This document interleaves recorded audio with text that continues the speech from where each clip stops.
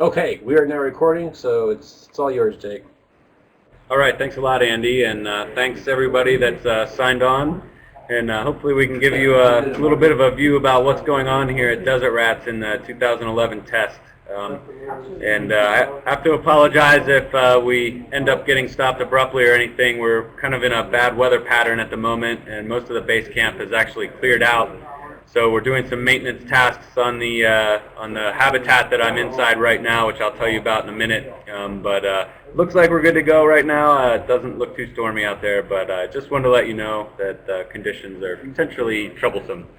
So as Andy said, my name is Jacob Bleacher, and I work at NASA's Goddard Space Flight Center.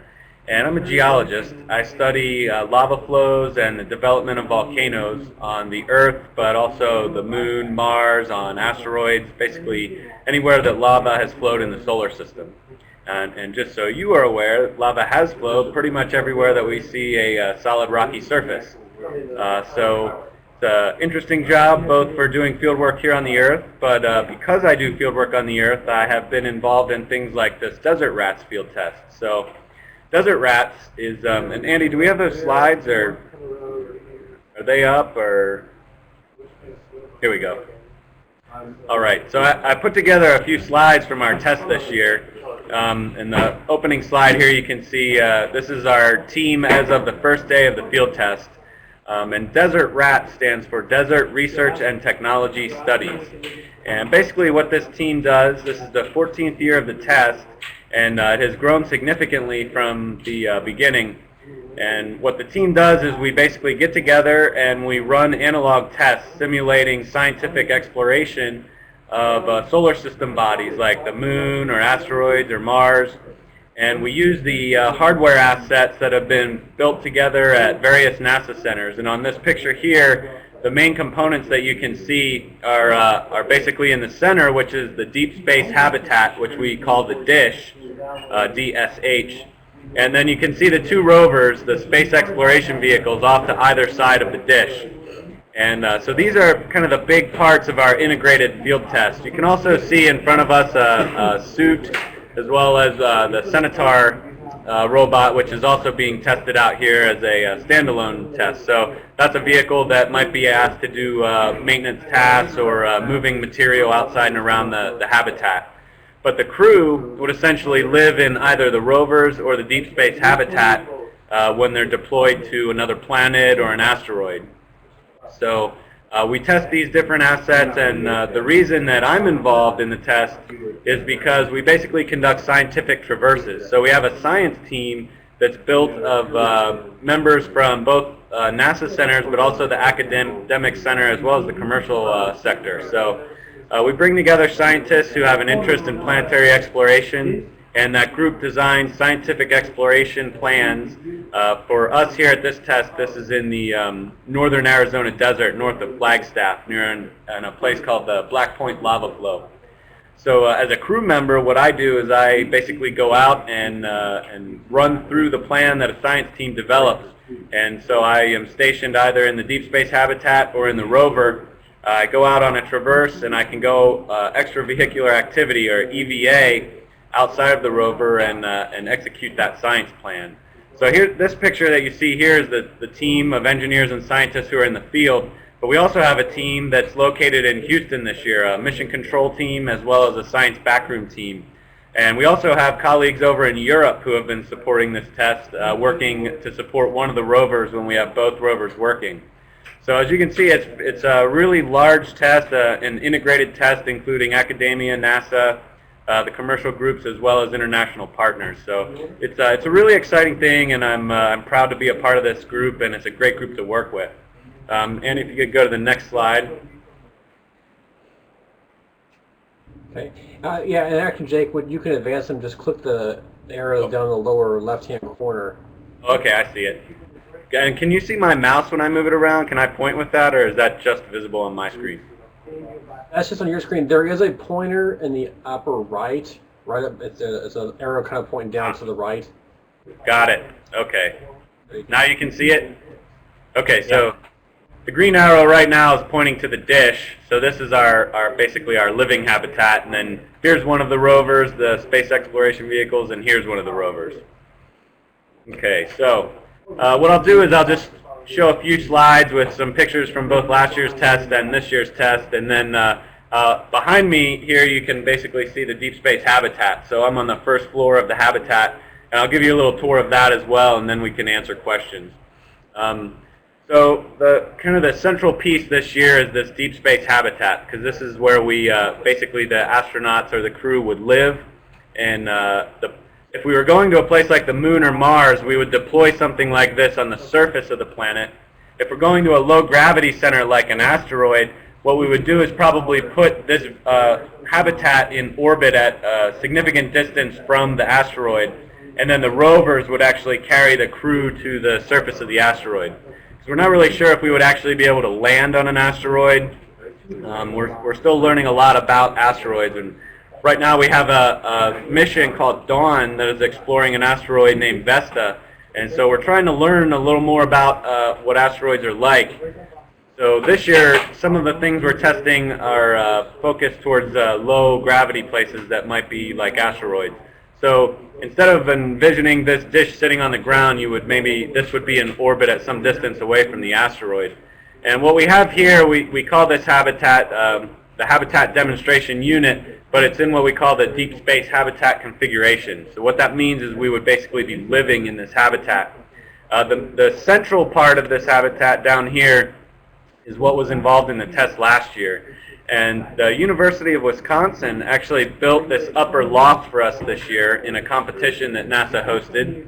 And this is basically the crew quarters or the loft. So this is where basically our galley is located. We can eat and sleep up there. We have our computers up there, both for comm with Houston, but also just for daily maintenance activities and just for our own personal use. So we live essentially in this upper loft area. Down here to the right, this kind of tube that you see is our hygiene module. So that's where our bathroom is located, our toilet. That's where we can actually take a shower this year, which is a vast improvement over the test last year, which was only in the rovers. And so that's kind of where we can take care of our hygiene issues. On this side, to the left in the picture, is the airlock. So if you actually needed to move in and out of the habitat in a suit, you would do that through the airlock here. But a rover can also come in and dock to the hatches that you see here on the side of the lower story. So the rovers would essentially be docked to the habitat, but then they can be deployed and sent down to the surface of an asteroid. And so then this is basically the maintenance section and the laboratory section, the central piece. And that's where what you can see actually behind me. This is where we have our geo-laboratories and things like that. And on the next slide here is just a few views of the inside. Up here is astronaut Jel Lindgren, and this is John. He's another one of the geologists working with us. And in this picture, they're actually working in the geolab. So one of the things that we do is when the rovers go to the surface, the astronauts that are crew members that are in the rovers can pick up samples, bring them back. And then here at the Deep Space Habitat, we have a science laboratory where we can actually look at the rocks in more detail with science instruments, with communication with the science back room in Houston. And then down here is Carolyn Tewksbury working at our crew console, and you can see this is a set of several computer stations. And so when we have crew members at the surface of the asteroid, the crew member that stays at the dish can basically manage the communications with Houston. So one of the big parts to the test this year is we have what we are calling a time delay between Houston and the crew. This year we're using a 50-second time delay. Apollo and the astronauts who have been in low Earth orbit have essentially been in continuous communications with Houston and the Mission Control Center. But if we go beyond that, if we go to an asteroid or Mars, there's going to be a significant time delay. So if you ask a question, something like, should I pick up this rock or not, or should I push this button to stay alive, you have to wait 50 seconds for that communication to go to Houston, and then at least 50 seconds for them to send it straight back. So you can imagine how that might throw a monkey wrench in some of the plans, especially with the experience that we have with astronauts communicating with the backroom. So one thing we found is that this position where Carolyn is working inside the dish is really critical, because what she can do is she can manage that comm that's coming in from Houston and then make sure she sends it to us on the ground, or the crew that are on the ground, when they are ready to receive the information. Because what you don't want to have happen is Houston sends an important message, 50 seconds later you're in the middle of doing something very important, talking to your crewmate, that message comes in and you completely miss it. So what happens is we are actually using text as a way to communicate between Houston and someone like Carolyn here in the dish. So she receives text messages, can think about it for a moment, and then communicate it to the crew on the ground when they're ready to receive it. So that way we limit the loss of information. Now the other big part, and the part we're exercising out here, is the space exploration vehicles. So these are the SEVs.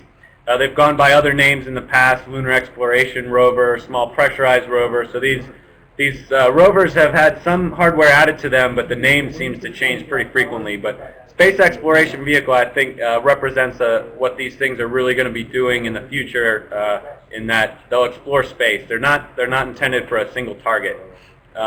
But these are basically the home to the crew once they leave the dish. So if they leave the dish for a day or a week or several weeks, they would live inside this rover. And previous 2 years, we conducted tests with crew members living inside this rover for 14 days and 7-day tests.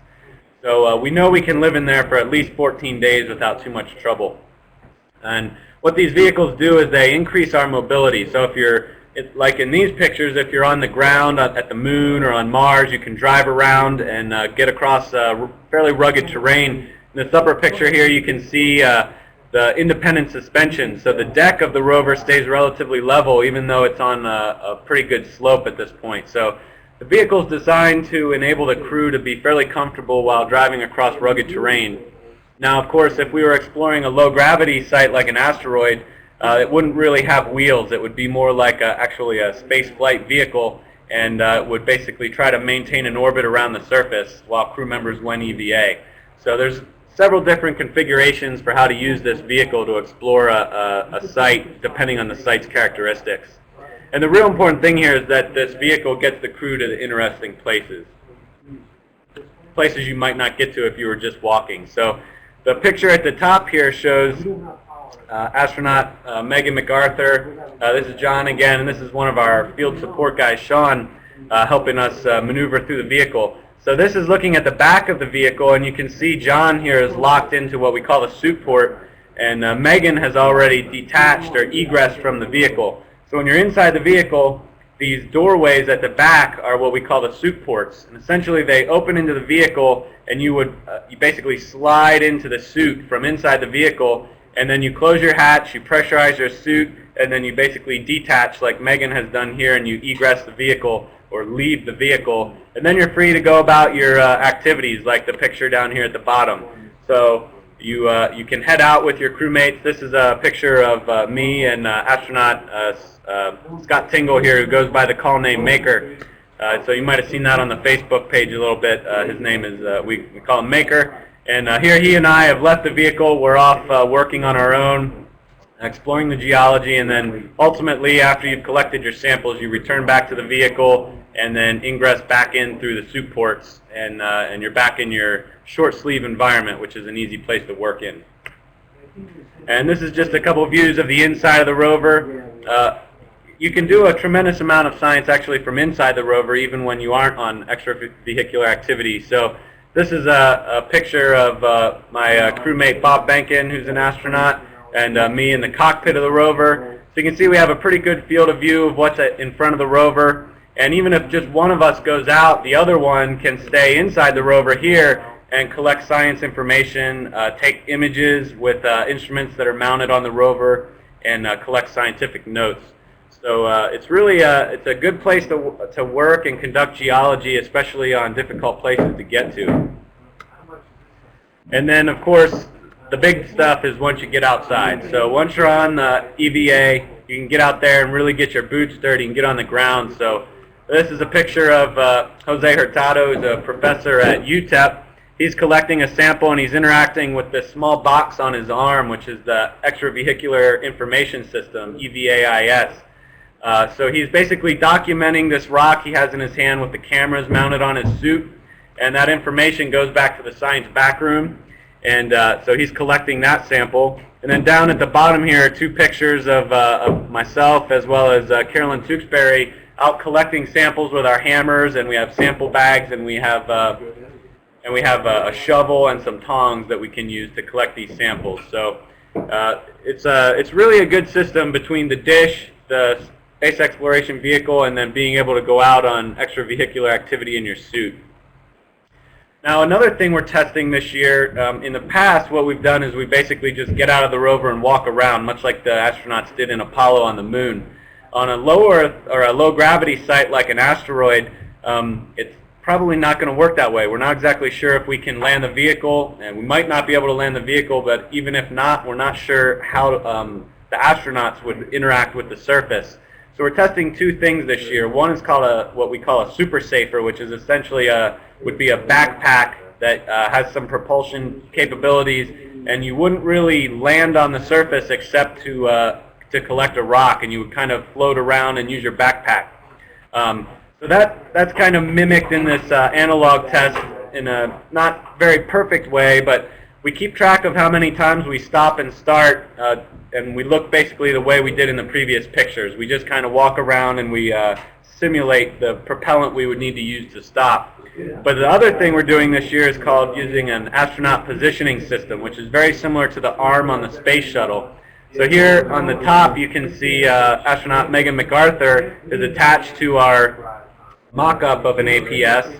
And so in this condition, the rover would essentially be maintaining orbit at some distance around the asteroid, and the astronaut that would be on EVA would be attached to the arm. So they would be able to move around with this arm. They wouldn't need to anchor to the surface to collect anything because they would be attached to this vehicle, and then you can collect your samples. So these are a few pictures of this as well. This is Jose working at some distance out away from the vehicle on the APS. And this is a picture of both me in the foreground attached to my rover by the APS, and in the distance here you can see Carolyn Tewksbury attached to the other rover on the APS. So it's a couple different things we're testing this year. The communications issues, whether or not you're in a free flight with a backpack or if you're attached to an APS like this, and how do you use these different crew members both in the rover, in the dish, and on the APS or EVA. So just a couple pictures. I think I showed this slide last year actually. Once you're out there, whether you're on the APS or free flying, you have these tools and you can document what you see, both your samples like this here, as well as the local geology around you. Here are some interesting ripple marks on some sandstone we found last year. So this is how you use your cameras to communicate with the science backroom in Houston. And I just want to, that's kind of a brief overview of what we're doing this year as a continuation from last year's test. And the big point here is that we're trying to learn how to use these great assets that are being developed at NASA to explore any system out in the solar system. So any planet or an asteroid, once we have a target clearly identified, we should be ready to go with a lot of the lessons that we're learning in these tests. And again, it's been a lot of fun working with this team, and it's really exciting as a scientist to be able to give feedback to the engineers about how these things work and how they enable me to do my job as a geologist.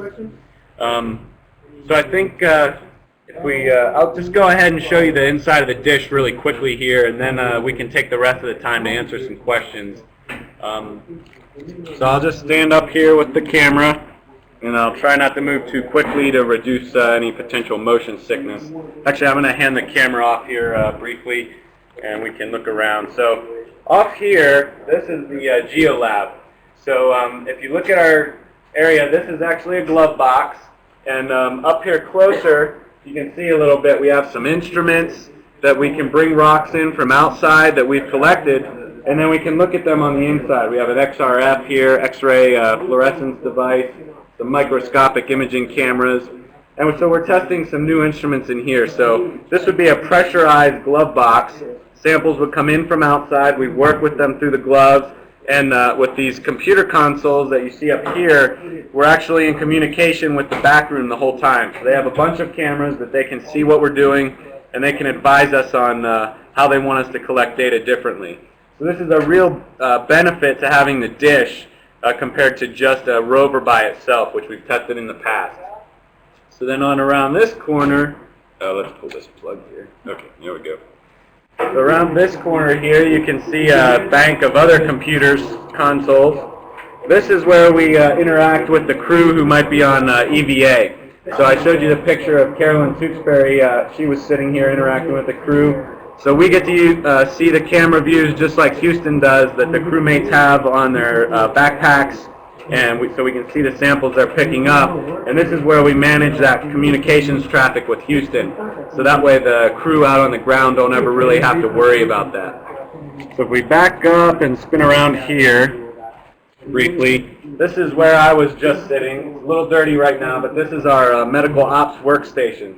We actually have a table here that we can pull out, and if a member needs a brief communication with a doctor back home, we can deploy some curtains, give you some privacy, and there's a camera mounted up here so you can talk with the doctor. Or if we have an emergency, we can pull the table out, and we have a lot of medical supplies up here that we can start helping people. So if you're following us on Facebook, you may have seen some funny pictures that we posted of going through some mock medical procedures here. Although astronaut Kjell Lindgren, who's on our crew this year in Desert Rats, is actually a medical doctor. None of the rest of us are. So we try to simulate what it might be like to have to work on somebody here, and then we give feedback about how much space they have and how well it works. There's one other station back around the corner here I'll show you. And we actually have several people working at this station right now. So this is some of our support group here, Robert and Chip. They keep us going while we're working. But here, this is our general maintenance workstation. So you can see here they're working on some of the mock-up things that we do in here. This is a simulated motor switch failure that we have to go through. But this is our general maintenance workstation, where if there's things that break or other procedures we need to step through, we can work on them here. So if we back up, actually right now our loft elevator is coming down, and you can see this is the elevator that carries us up and down to the second floor, the loft where we survive. And you can, if you want to say hi to everybody out there. So this is one of the students who actually helped build the upstairs loft for us. So again, University of Wisconsin won a competition on that event to put that in place for us. Now, an interesting thing up here is in between the two floors, you might see these pink-colored lights. So what we're doing up here is we're actually growing plants. So we have some lettuce and spinach and basil. We have some radishes and potatoes growing up here. Because if you're going into space flight out to Mars or an asteroid or something like that, it's not going to be just a few days. It's going to be a long period of time. So we need to supplement a lot of that freeze-dried food or backpacking type food that we would need to eat. And this is one way to do it, is to grow some of this fresh food here. So this is the main part of the dish, and unfortunately I'm not going to take you up the lift today because we're doing a good bit of maintenance upstairs. Again, we had a kind of a rough weather condition yesterday, or last night, so maybe we can try to do something with that later on and get it posted to the web, but today's a little unfortunate. Okay, so that's basically the dish. That's where we've been operating from for the last few days, working with both the back room in Houston and in Europe, as well as the crews who are out in the rovers. So it's kind of the conclusion of my little tour and my presentation, and so I can go ahead and start answering some questions. I see one question up here. While I'm answering this one, if anybody else has any other questions, feel free to plug in here, and I'll get to them as quickly as I can. So I've got a question here that says, about what is the mass projected to be in the rover? That's a good question that I actually don't know the answer to. I know we keep putting more and more mass on the rover every year, and it keeps working great here, so the engineers have done a really good job with that. But I don't know. I don't know that we actually have a requirement set for that just yet. So a lot of that will depend on where we're going and what the jobs are that we'll be doing. So obviously, the farther out you go, you're going to need to bring more supplies. So the combination of the rover, the SUV, as well as the dish, we can put the supplies in there, but right now we're still just trying to build the heavy launch capabilities just to get things into orbit. So once that vehicle is well defined and built, I think we'll be able to start constraining what exactly the mass and volume conditions will be for the vehicles we take out there. So the next question I see here is, who decides what plants you grow? Well, as I said, a lot of this test is an integration between multiple NASA centers. So the plants that are being grown up here behind me are actually from a group at Kennedy Space Center. So they decided what went in there, and I'm the guy that gets to eat it. So you'd think maybe I would have a little voice on what's growing since I get to eat it, but no, I don't. But we maintain it. So we have protocols that we have to do, like I was talking about with the maintenance inside the vehicle. One of the things is to water those plants daily. We actually document their growth. We have to take pictures that we send back. So the people who are the experts on this part of the dish, they get to see what's happening and can update us rather quickly on what improvements we can do, or if we're overwatering or underwatering. So that group decided what they wanted to grow in here, and we basically try to keep it alive and then enjoy it as it gets there. Radishes are starting to look like they're about ready. I think I might try a radish tomorrow. So, but it's a lot of fun. I mean, we all take our turns on different tasks in here, both at the general maintenance workstation, the medical ops workstation, as well as maintaining these plants in the area that we call the atrium. So, if you have any thoughts on how things should grow or what we might be growing, you could always post that on our Facebook page. We do monitor that pretty frequently, and we've been trying to answer questions that have been posted by the public on there. Okay, I've got another question. You talked about the rover maintaining an orbit around an asteroid or other low-gravity environment. Would this be a stationary orbit so that it stayed in one place as the asteroid spins, or would it move relative to the surface? And how does this affect the person attached to the arm? So the dish would be, again, at some distance, and then the rover would be deployed at a much closer distance. So the hope is that we would have the capability to maintain your location as the object itself is rotating. So we would want to be located in place and maintain an orbit so that the astronaut on the arm would stay in one location as they do their work. And then if we need to move, we could pull the vehicle back, let the object rotate underneath us, or we could move to the location we want to be at. But this is actually something that a lot of us have been commenting on from a crew perspective, as well as everybody else is thinking about. We've been testing what it's like to have an astronaut running the vehicle while someone's on the arm, but we haven't really simulated well the fact that the person inside the rover is going to be maintaining that orbit, and that could be extremely costly from a mental workload standpoint. So we are thinking about the capability that there should be a person in the rover maintaining that orbit, as well as another person in the orbit or in the rover dedicated to the EVA that's going on outside. Can you control the rover from the suits?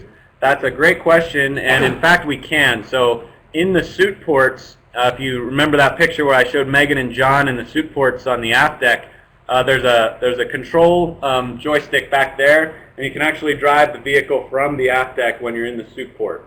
So we've tested that a few times in the past. We haven't done any driving from the aft deck this year. But another thing we can do is if both astronauts or crew members go out of the vehicle and conduct an EVA, one crew member can go back into the vehicle while the other crew member just locks themselves in the suit port for the drive to the next station. And what that enables is that then that crew member who's already outside the rover can very quickly egress the vehicle or get off of the vehicle once the vehicle is parked.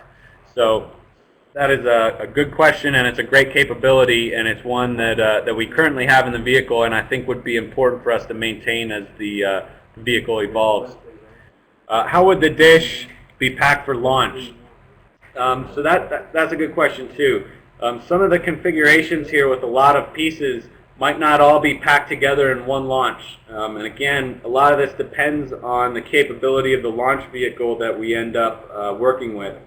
And I don't know at the moment whether or not all of the parts that you see on this deep space habitat would actually fit inside the current plan for the launch vehicle. I'm sure some people do know that. That's not knowledge that I have.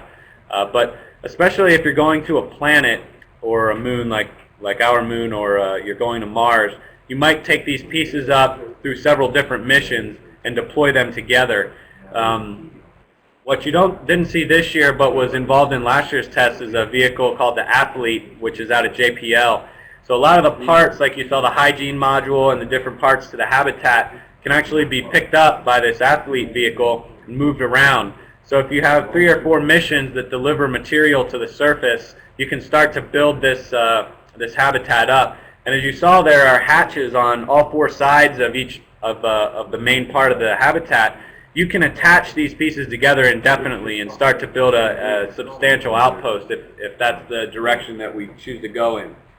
So I don't know specifically if the dish as it's configured right now could fit on one launch vehicle, but if this is what we want to send, then we can assemble those parts either out in space or on the planetary surface.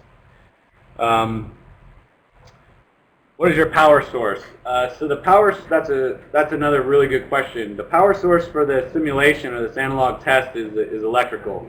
So we have generators out here. When the rovers stop moving or we simulate an EVA, a lot of times we plug the rovers in and charge them back up. So everything we have here is electrical. But the question drives at a more important point is, what is the power source going to be when we send these things into deep space? And that's an area right now that's an important area for research. We use solar power a lot. We've used nuclear power on other missions. But we really are going to need to drive power research forward in the years to come. So many of you who might be listening in on this discussion might be wondering what your career path would be, and it's a great career path to get into, because if we go into deep space, we really are going to have to increase our capability with generating power and using power in deep space.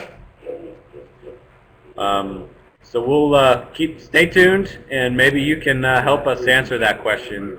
But a lot of what you see behind me is basically using the power sources we have here, which is somewhat unlimited.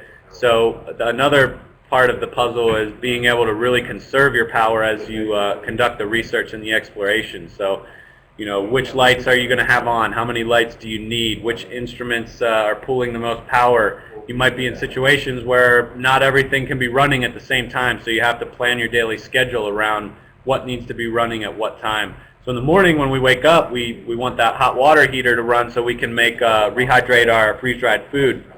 But you probably don't want that running all throughout the day when you're trying to run some of these instruments if you're trying to conserve power. Would it be viable to allow inflatable dish sections? That's another good question, and actually the habitat, the loft above where we are, where we live and sleep and eat, that part is actually supported by what we call air beams. So that is actually an inflatable section to this habitat, and again, that was technology that certainly Wisconsin, who won the competition, experimented with, but several of the other groups, university groups, also experimented with. So that is a way to save a significant amount of space when you're packing for volume, but then when you deploy that asset, you can inflate it and have a larger volume within to work. So that's a great question, and so the answer is definitely yes. That's one way we're looking. Is this purely a U.S. endeavor, or is it international, like the International Space Station? So as I said in the beginning of the discussion, this year we're starting to incorporate international partners in the field test. This year the international support is coming mostly on the science support. So one of the back rooms for one of the rovers is stationed over in Europe, and we actually have a few people over there working to support that part of the test. Right now, I think most of the hardware components are all built at NASA centers or contractors with NASA centers. But I think the name of the game is, if we're going into deep space, we're probably, everyone's going to be looking to work together, because it's very costly to get this kind of work done, especially to get it done right. And you know, it's going to be hard for any one group to do that alone. So if you pay attention to the news with NASA and international spaceflight, the name of the game right now is working with partners and figuring out who's going to build what assets and how we integrate those together is a big part of the success we hope in the future. And again, like I said, we work with academia as well as commercial partners. So right now, NASA's plan is essentially to focus on going into deeper space, getting out of low Earth orbit, and commercial groups are looking at vehicles to be able to restock the space station. So I think we're demonstrating that this is a reasonable way to move forward, and hopefully that'll keep going. Okay, so another question here. Are there any chemists on your team, and if so, what are their roles there? Well, I think a lot of the instruments that go into the Deep Space Habitats GeoLab are what we would probably call geochemists. So we're looking at the petrology and the geochemistry of the rocks. And right now, for the analog tests, we mostly are working with just, standard geologic techniques. We're not getting too complicated on the science approaches. So we go out, we collect some rocks that help us characterize the basic geology story. But down the road, we're going to need geochemistry as a big part of that question. Biology. We actually have an instrument here this year called Vapor, which looks at potential signs of life or habitation signs. So we look for those things when we want to go to other planets. Not one of NASA's major drivers is looking for life outside the solar system. So biology, chemistry, certainly physics, basically all of your sciences will at some point be represented in this kind of an approach to exploring the solar system. So most of the group here that's serving as crew members like myself are experienced field geologists. And it's the main reason is you can't get too complicated with an analog test. You want to kind of stick to the basics, because if you have too many variables, then it's hard to tell what's influencing negative or positive outcomes. But yes, if just because you see me sitting here as a geologist doing this job right now doesn't mean that there's not space for chemists or physicists or biologists in these tests. How is the upper loft equipped to handle any kind of debris that could puncture the loft? That's another really good question, and we actually have a test out here. There's a system that monitors the outside of the hab for micrometeoroid bombardment. So we actually have a test here where we actually simulate an impact with basically a BB gun, and then we have a system that monitors that impact, how much energy, where the impact occurred, and then we do have essentially some mock-up protocols for trying to patch those things up. Right now, the loft itself is not part of that test, just the lower part of the habitat demonstration unit. But down the road, most definitely, we have to have protocols for dealing with those situations. So, there's a lot of debris out there in the solar system, and it's moving pretty fast. So we have to be equipped to quickly handle an impact event and repair the deep space habitat or the rovers or the suits, and move on quickly from that. So those are things we have to think about, and the engineers are working on those concepts. So all these are great questions, and if you are interested in the answer to these questions, and it doesn't seem like I have a great answer, it's because we probably don't. And those are great places that you can contribute as you go to school and you move on with a career. So keep asking me the questions. I apologize for telling you I don't know the answer, but I don't know the answer means that's a great place for you to step up and help us find the answer. What measures have been taken to protect astronauts from radiation inside the rovers? Again, that's another great question, and within the tests that we're running right now, we don't really have steps for that. But there are a lot of groups inside the NASA and academic community who are thinking about that right now. And if you leave the magnetic field of the Earth, you're going to have to deal with that. There's going to be radiation hazards, especially if there are events from the sun that eject radiation materials out. So we have to think about that. There are a lot of different things that could be done, but we haven't simulated them at this point. One great way to protect yourself from that is to fly a lot of lead up into space and armor everything with lead. But lead's really heavy, and that's really costly to launch, so that's probably not going to be the answer. If we go to a place like the Moon or Mars, you can basically try to bury your habitats, armor them with regolith or the soil that you find there. But again, that requires machinery to move the material. So there's no one great answer at this point, and there's a lot of great ideas. So we'll again be looking for answers from smart people thinking about that problem in the future. How many astronauts can the dish support in deep space? Nominally, this vehicle would support 4. The loft is designed to support 4 people living up there, and we have had, most of our operations have involved 4 people down in this part of the habitat unit. Again, there's 4 stations, so you could essentially have 1 person working at each station at all times. But we have had more than that in here working at different times. So spatially it can hold a lot more people, but you start coming into conflict for the resources in here, the bandwidth, the comms, and just the hardware you're working with. But nominally it's designed to support 4. And the rovers, then each rover is designed to hold 2 astronauts. So we've had 2 astronauts essentially live in each rover for up to 14 days, and we've demonstrated that that works out fairly well. And we've also done mock rescue operations. So we've had one of the rovers pretend that it has some failure, so that it couldn't get its crew back. So the other rover will go out, dock with the handicapped rover. We'll move the crews into the other rover. So we've actually spent a night in one of the rovers with 4 crew members. It's a little cozy in that condition, and you kind of do a rotation on who gets to sleep on the bed and who's sitting in the cockpit chairs. But in an emergency situation, you can be a little cozy if it means that you get to survive. So, and so then that's kind of how we have it broken down. So again, the dish, the same. We can put more people inside the dish if need be, but nominally it's 4. So. And I see someone is typing now, so we'll answer a question when that comes up. But again, this is a really exciting part to this test, and I've been enjoying my time working with both the 2010 and 2009 as well as this test this year.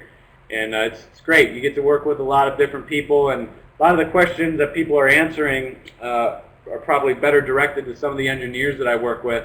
But it's fun for me to get to interact with these different people, my fellow crew members as well as the engineers who are out here. What is your favorite part about being involved in this program? And I guess that's kind of what I was hinting at.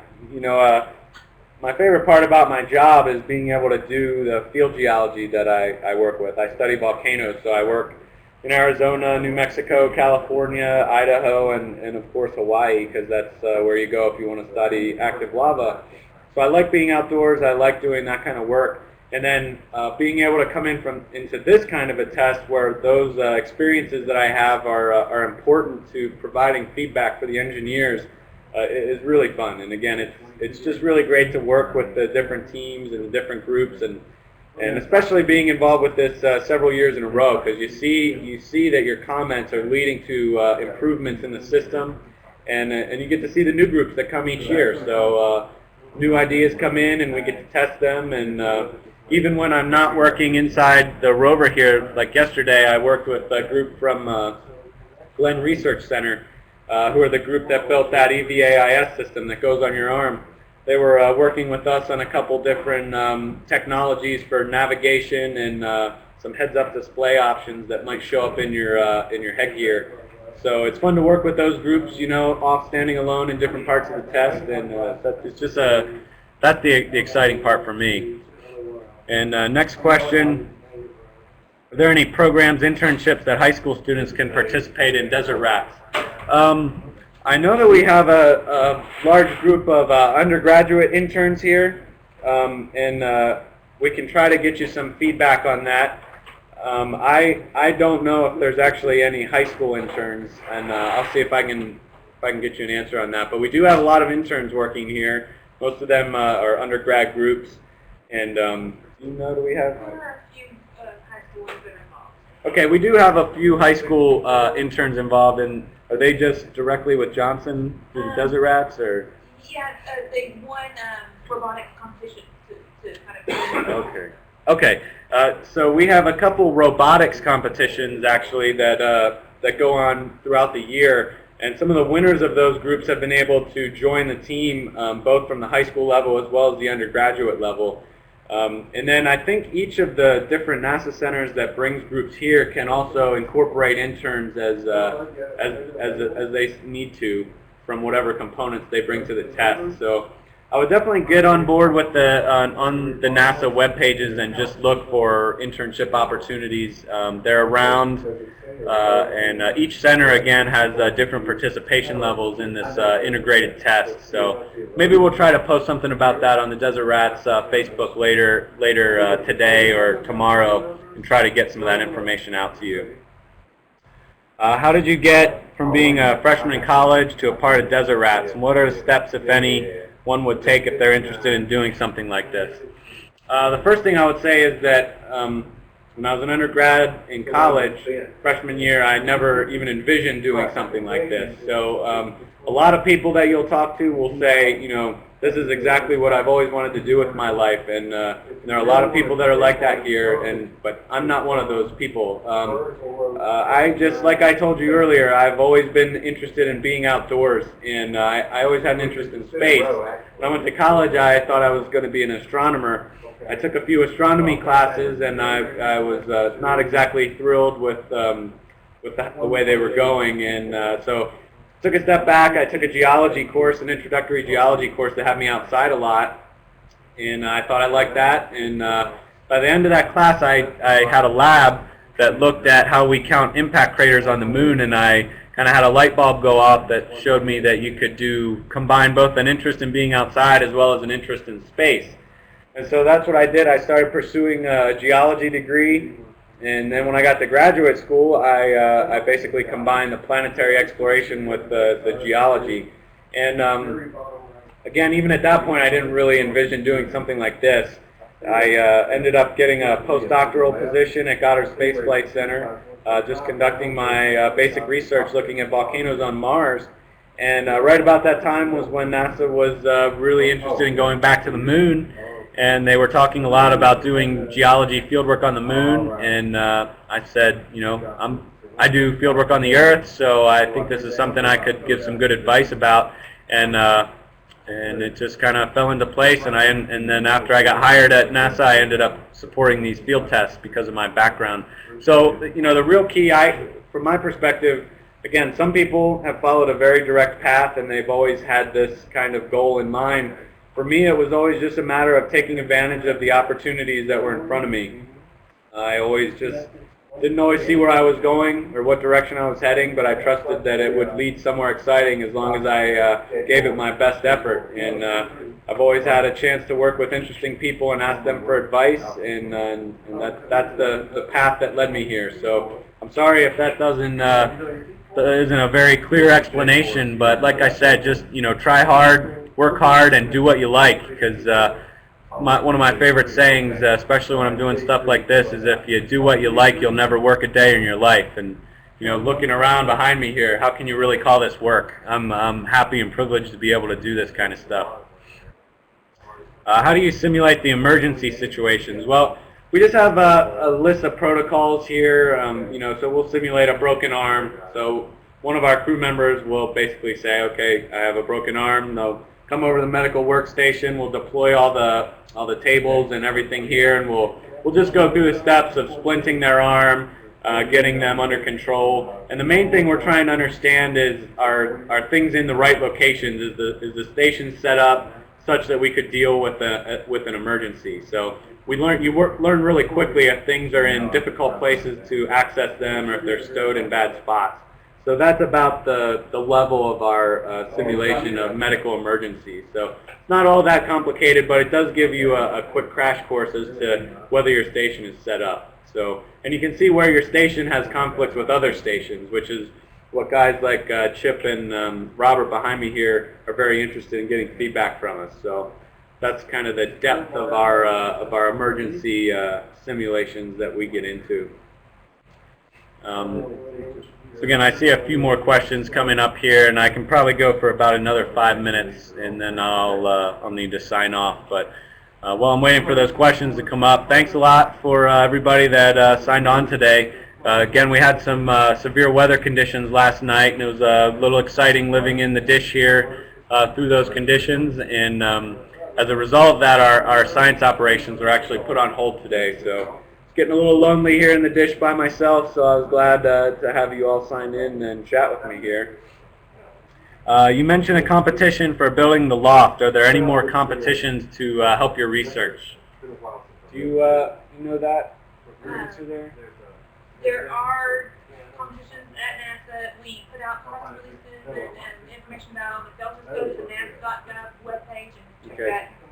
Okay, so the answer there is we do have competitions like this fairly regularly. So the easiest way to stay informed about that is to visit nasa.gov, because they'll be announced through there. We put out press releases, and we can try to make sure that we post everything that would be relevant to being involved in a test like this on our Facebook page too. So right now is a really exciting time to look at our Facebook page, and then it kind of goes into a lull afterwards. But we'll try to keep posting things like this for you. The link to intern. Okay, and we're just informed that the link for internships that would support things like Desert Rats was just posted on our Desert Rats Facebook page. So that should show up on our Twitter account as well. So I would start there and then just stay tuned, and we'll try to make sure that information gets out there. Well, with that, Andy, I think it's probably about time for me to put an end to this. And again, it's been great chatting with everybody, and thank you so much for signing on. There's a lot of great questions here today, and I hope I gave you answers. And if I didn't give you a great answer, feel free to post it on our Facebook page, because a lot more people than just me monitor that page, and we can make sure we'll get somebody that knows the answer if I didn't have a good one for you. So again, thanks a lot for showing interest in what we're doing and supporting what we're doing. And we're having a good time here. It's a lot of hard work, but it's a lot of fun. And again, it's all part of making sure we can explore the solar system when we get the call. So thanks a lot. Great, Jake. Thank you so much. That was wonderful. And everybody, thank you for your really good questions. I really appreciate those. I know they do too. I know there's a few schools that are on this webcast today, and I hope maybe you noticed that over in the lower right in that box there's a link. There are some educator resources done by the Desert Rats. You can check out that link to see more stuff there. And I am going to put up my email address, and if you are a teacher that is there with a classroom today, if you could send me an email and let me know how many people were participating in this webcast from in your classroom, that'd be really much appreciated if you could do that. So here is my email there in the question box, and I'll type it over here in this other one as well. So again, if you're a teacher, or maybe even somewhere at a science center, and you're able to log me, and then you have an auditorium full of people, if you could let me know how many folks are in attendance, that'd be great. So thank you again, Jake, very much. We appreciate it, and thank you to everybody who signed on. We will have a link to the recording of this presentation post. We will send it out soon and give it to Jake, and he can post it on Desert Rats Facebook, I guess, probably. Yep. Thanks a lot, Andy, for getting this together. It's been a good time. Good use of my hour. Thanks a lot. Well, thank you, Jake. Thanks to everybody out there. Bye-bye.